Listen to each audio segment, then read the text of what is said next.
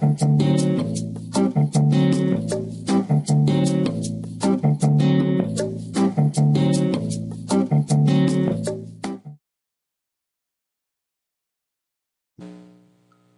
bom dia, eu sou o professor Leonardo Gonciorowski, da disciplina de Controle 2, do Departamento de Engenharia de Controle e Automação da Universidade Gama Filho. Nesta videoaula de hoje, temos como objetivo reforçar os conhecimentos sobre como se construir um lugar geométrico das raízes, também conhecidos como LGR, de um dado sistema de controle. Lembro que os conceitos iniciais sobre o LGR já foram discutidos anteriormente em sala de aula e servirão como base para esta videoaula. Primeiramente, vamos definir o que seria o lugar geométrico das raízes.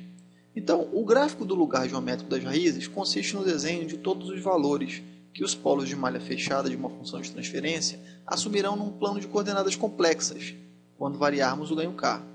Lembro que é um plano de coordenadas complexos, portanto, o nosso gráfico ele será feito num plano complexo, onde temos que o eixo das abscissas com valores reais e o eixo das ordenadas com valores imaginários. Vejamos agora este diagrama de blocos no destaque. Nota-se que esse sistema apresenta um controlador proporcional de ganho K1, representando, em termos de circuitos, por um amplificador. Quando fecharmos a malha e simplificarmos o diagrama de blocos, encontraremos a função de transferência de malha fechada, mostrada nesta figura abaixo, onde o valor de K é a multiplicação dos ganhos K1 e K2. Nota que S ao quadrado mais 10S mais K, como mostrado na figura anterior, é, na verdade, a equação característica desta função de transferência, da função de transferência de malha fechada do sistema. Portanto, como aprendemos, as raízes da equação característica da função de transferência são, na verdade, os polos de malha fechada do sistema. Notamos que o valor dos polos, neste caso, vão depender do valor de K. Se assumirmos para K valores começando de zero, iremos perceber o movimento dos polos no plano complexo. Para ser mais claro, vamos verificar este plano complexo desenhado aqui ao lado, onde eu falei que o eixo das ordenadas, representando aqui os números imaginários, e o eixo das abscissas aqui representando números reais. Então, se eu tenho um número aqui, ele é real, puramente real. Se eu tenho um número aqui, ele é puramente imaginário. E se eu tenho um número dos 4 quadrantes, ele na verdade tem uma componente real, uma componente imaginária, e nós denominamos números complexos. Se as raízes dessa equação característica são os polos do nosso sistema, então vamos adotar o valor de zero inicialmente para cá e vamos verificar que, nesse caso, as raízes dessa equação característica vai ser menos 10 e 0. Então vamos colocar lá no nosso plano complexo os dois polos, em menos 10 e 0. Agora vamos aumentar o valor de K. Então, se o valor do ganho fosse aumentado, essa constante, que é K1 vezes K2, também seria aumentada. Supondo que ela é um valor igual a 5, a gente pode verificar que os polos mudaram. Agora eu tenho polos para esse sistema de malha fechada em menos 9,47 e menos 0,52. Vamos colocar esses polos lá no nosso gráfico, nosso plano complexo aqui, né? Bom, vou aumentar um pouco mais esse valor do ganho, vou aumentar para 15. Vou verificar que, novamente, como já se poderia se imaginar, os valores de S' e S2', que aqui representam as raízes da equação característica, e dessa forma elas representam os polos de malha fechada do sistema, eles também alteraram, e nota que eles estão se aproximando. Parece que os polos, se eles estivessem sozinhos, eles estariam se movendo nessa direção, de menos 10 até menos 8, e esse daqui estaria se movendo de 0 a menos 2. Conforme eu aumento isso, vamos colocar um valor de 25, que nesse caso o valor de 5, as raízes são iguais, ou seja, delta dessa equação do segundo grau vai ser igual a 0, então eu vou ter raízes reais e iguais. Então, nesse caso, os dois polos eles se aproximam, eles chegam no limite de aproximação em menos 5. E nesse caso, o que aconteceria se eu continuasse aumentando o valor de K? Se eu continuasse aumentando o valor de K, iríamos perceber que ia ser gerados polos complexos, ou seja, esses polos eles passariam a ir nessa direção. Então, esses daqui desceriam, esses daqui subiriam, ou seja, para K igual a 30, eu teria polos complexos aqui mais ou menos 2,1, né? Ou seja, os números complexos aqui seria menos 5 mais J2,1 e menos 5 menos J2,1 seriam esses dois valores complexos. Se eu continuo aumentando o valor de K, esses números eles vão continuar subindo nessa direção e nessa outra direção. Então, notamos que quando aumentamos o valor de K, os polos eles se deslocam segundo uma trajetória que é imposta pela equação característica do sistema, que é imposta por esse valor de K, mas que são resultados dessa equação característica, são as raízes dessa equação característica.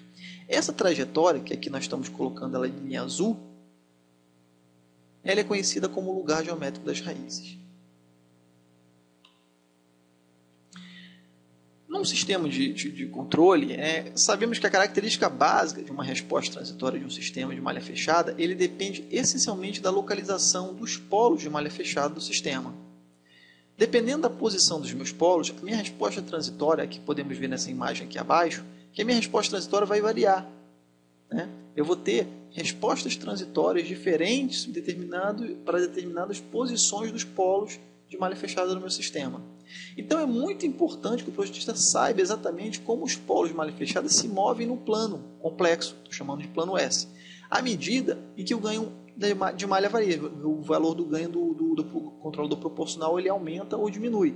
Então por onde que esses polos vão se locomover? Por quê? Porque conforme eles se movem aqui, eu vou ter respostas diferentes. E de acordo com o meu projeto, ou seja, se eu quero um tipo de resposta, eu vou ter que exatamente buscar a posição exata desses polos. Isso aqui é um link, eu vou abrir aqui o site, né? É um link da internet, né? Do livro Normanize, que vocês alunos têm o livro, ele dá acesso, né? Mostra esse endereço, onde você pode acessar. No caso aqui, eu estou com um sistema de segunda ordem, né?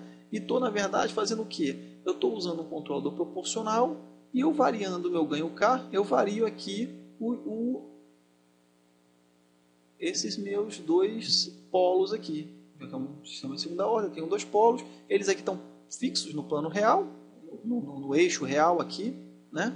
Mas eu posso aqui, ó, nessa setinha, mudar eles para o plano complexo. Então, aqui, passarem a ser polos complexos conjugados. Então, eu tenho polos complexos conjugados. Eu consigo ver aqui, claramente, que conforme eu mudo os meus polos, a posição dos meus polos, as minhas respostas, elas transitória, né? A resposta transitória do meu sistema, ela é alterada.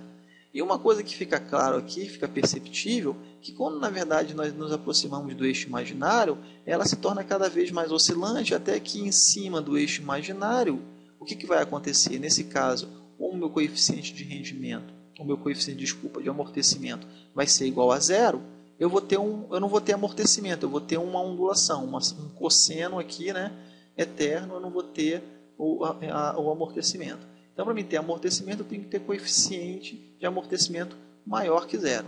Então, conforme eu vario esses polos aqui, o meu coeficiente de amortecimento, na verdade, está ficando cada vez maior que zero. Eu poderia até garantir que esse coeficiente de amortecimento aqui, ele é menor, ele está entre 0 e 1, porque, na verdade, eu tenho um máximo aqui de sobressinal, né? Então, a gente percebe que isso aqui está com uma cara de um sistemazinho subamortecido. Só que não é o foco dessa aula discutir os três tipos de resposta de um sistema de controle. Vamos voltar para a nossa aula e dar continuidade aqui no caso da criação do gráfico, né, na construção do lugar geométrico das raízes. Então, portanto, como é que eu posso desenhar o lugar geométrico das raízes? Né? Como é que eu posso desenhar? Como é que eu posso ter, na verdade, acesso aos polos, por onde os meus polos vão passar conforme eu vario o ganho K. Eu posso solucionar a equação característica, que foi mais ou menos o que nós fizemos nesse primeiro caso, nesse primeiro exemplo, né? A gente vai resolver para cada valor de K, só que na verdade solucionando a equação característica ela traz uma série de limitações e dificuldades.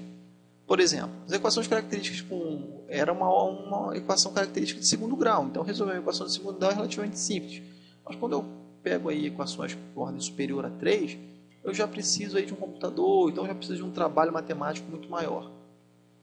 E uma outra coisa é que a análise é estática. Quando eu vario o ganho, vocês notaram que eu tive que variar, eu tive que plotar lá, desenhar o novo posicionamento dos polos, e isso não é interessante. O que seria ideal era que nós tivéssemos o quê? Um método que me mostrasse todas as possíveis localidades dos polos daquele sistema de malha fechada em específico, quando eu aplico a ele um controlador proporcional e fico variando o ganho K desse controlador proporcional. O método lugar das raízes ele permite então que as raízes da equação característica sejam representadas graficamente para todos os valores do ganho K.